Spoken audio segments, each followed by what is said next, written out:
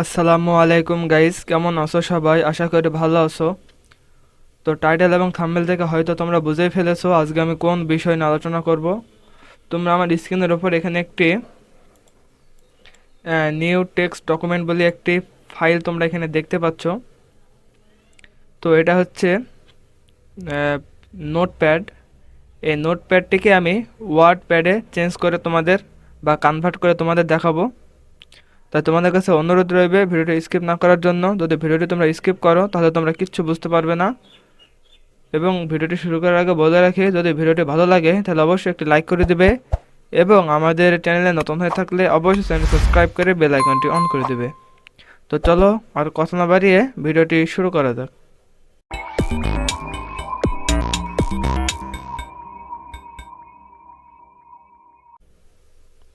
তো প্রথমে তোমরা আমার স্ক্রিনটি দেখতে পাচ্ছ।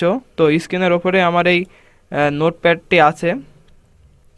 তো এটার উপর আমি আমার মাউসের পয়েন্টারটি রেখে আমি জাস্ট রাইট বাটনটি ক্লিক করব।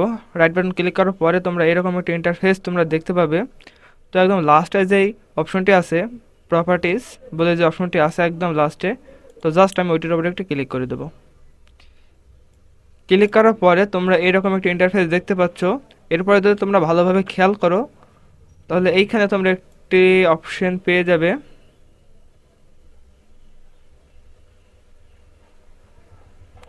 এখানে লেখা আছে ওপেন উইথ, এখানে নোটপ্যাড লেখা আছে এবং তোমরা এখানে কিন্তু চেঞ্জ বলে একটা অপশন তোমরা এখানে দেখতে পাবে।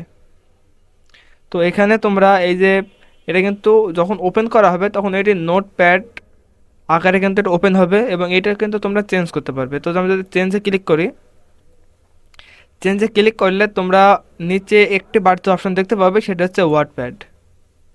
তো ওয়ার্ডপ্যাডে আমি ওয়ার্ডপ্যাডটি সিলেক্ট করে নিলাম, নেওয়ার পরে আমি ওকেতে ক্লিক করলাম। এরপর আমি এখানে ওকে করে দিলাম।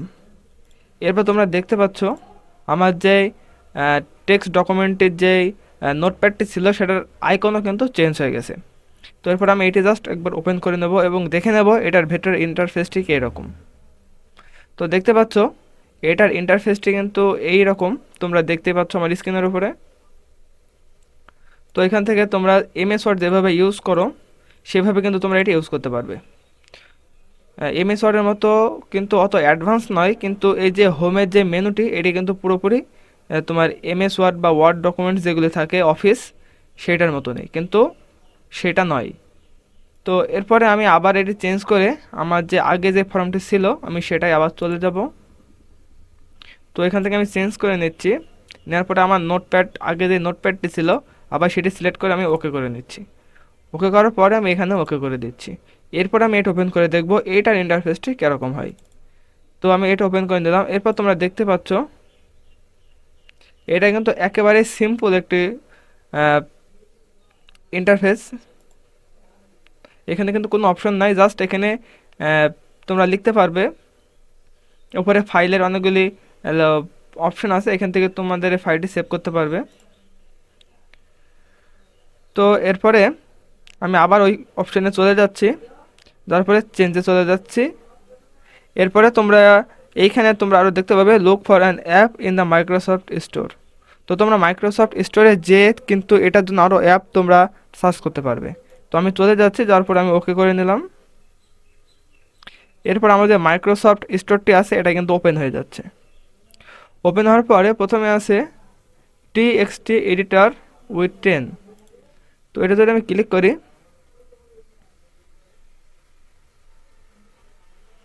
তাহলে ওটার ইন্টারফেসটি কিন্তু এরকম হবে। এরপরে দ্বিতীয় নম্বরে আছে টেক্সট ভিউ। তো এটা ক্লিক করলে এটার ইন্টারফেসটি হবে কিন্তু এরকম, তোমরা দেখতে পাচ্ছ এখানে কিন্তু পিকচার দিয়ে দেওয়া আছে। তো তোমরা কিন্তু ইচ্ছা করলে এখান থেকে যে কোনো একটি অ্যাপ তোমরা ডাউনলোড করে এখানে ওই অ্যাপে তোমরা কিন্তু এটা চেঞ্জ করতে পারবে। তো আশা করি তোমরা বুঝতে পেরেছো তোমরা কিভাবে নোটপ্যাডকে ওয়ার্ডপ্যাডে চেঞ্জ করবে। তো যদি ভিডিওটি তোমাদের বুঝতে কত সমস্যা হয় তাহলে অবশ্যই কমেন্টের মাধ্যমে জানাবে, তাহলে আমি আবার পুনরায় সেই সমস্যা নিয়ে আলোচনা করব। এবং যদি ভিডিওটি ভালো লাগে তাহলে অবশ্যই একটি লাইক করে দেবে এবং আমাদের চ্যানেলে নতুন হয়ে থাকলে অবশ্যই চ্যানেলটি সাবস্ক্রাইব করে বেল আইকনটি অন করে দেবে। তো অন্য কোনো সমস্যা যদি তোমরা পড়ে থাকো, তোমাদের কম্পিউটার রিলেটেড যদি অন্য কোনো সমস্যা হয়ে থাকে, তাহলে অবশ্যই আমাকে কমেন্টের মাধ্যমে জানাবে, তাহলে আমি সেই সমস্যা নিয়ে আলোচনা করব। তো আবার দেখা হবে অন্য কোনো ভিডিও নিয়ে। সে পর্যন্ত সবাই ভালো থেকো, সুস্থ থেকো, আল্লাহ হাফেজ।